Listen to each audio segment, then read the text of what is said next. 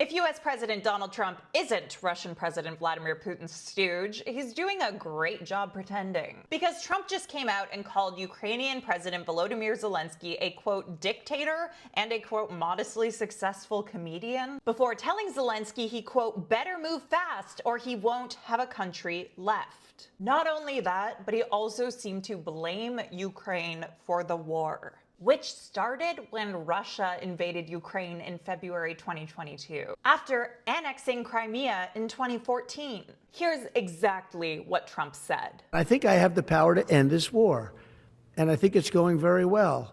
But today I heard, oh, well, we weren't invited. Well, you've been there for 3 years. You should have ended it 3 years. You should have never started it. Meanwhile, Trump has totally thrown out the Western strategy of isolating Putin over his war in Ukraine, and instead, after calling Putin, has brought Russian and US officials together in Saudi Arabia, where the US Secretary of State met the Russian foreign minister yesterday to discuss an end to the war, but did that without Ukraine. And this part is really wild. According to a report from Bloomberg, Saudi Arabia's Crown Prince Mohammed bin Salman, quote, wanted Zelensky to be represented at the talks, but both the Americans and the Russians had insisted that they wanted to meet without the Ukrainians. This has prompted Canadian Prime Minister Justin Trudeau to come forward and say Ukraine must be included in these negotiations. Quote, it's a fundamental principle for Canada and for the vast majority of our allies that nothing about Ukraine without Ukraine. Meanwhile, as I mentioned earlier, things are escalating between Zelensky and Trump. Zelensky said that Trump is trapped in a disinformation bubble, something the US president then turned around and proved with his jabs at Zelensky. Not only did he, as I mentioned earlier, blame the victim with his totally false comments about Ukraine starting the war, which again,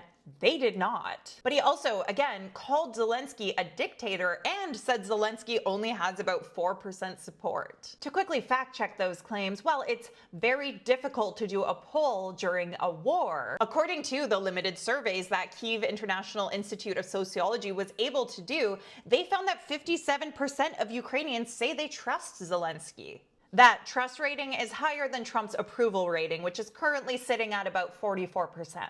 Trump seems to be referring to the fact that Ukraine hasn't held a presidential election since 2019, which Zelensky won with 73% of the vote in the second round runoff. Zelensky's 5-year term would have been slated to come to an end in May of 2024, but Ukraine has been under martial law, which means, among other things, that its elections are suspended because of, you know, the brutal war going on, which makes it, according to BBC Verify, practically impossible to hold an election right now. The country's martial laws, for the record, were also drafted years before Zelensky was elected in what international observers said was a free and competitive election. And in today's instance of every accusation being a confession, Trump, meanwhile, just took to Truth Social and wrote "Long live the king" in what seems to be a post about himself. And in case you were unsure, the official White House Twitter account also posted this.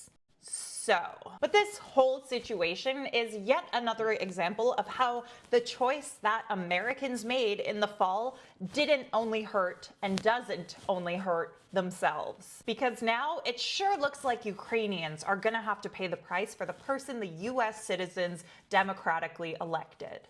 Great job, guys. What do you think of all this?